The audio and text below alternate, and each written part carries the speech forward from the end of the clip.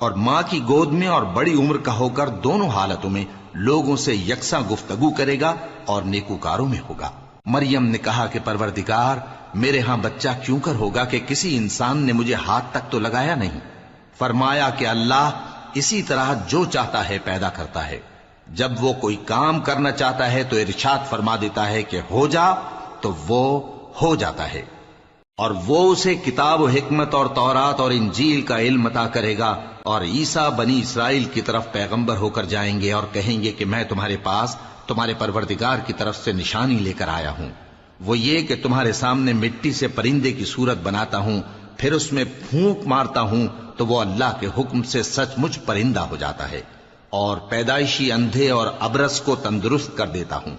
اور اللہ کے حکم سے مردوں کو زندہ کر دیتا ہوں، اور جو کچھ تم کھا کر آتے ہو اور جو اپنے گھروں میں جمع کر رکھتے ہو سب تم کو بتا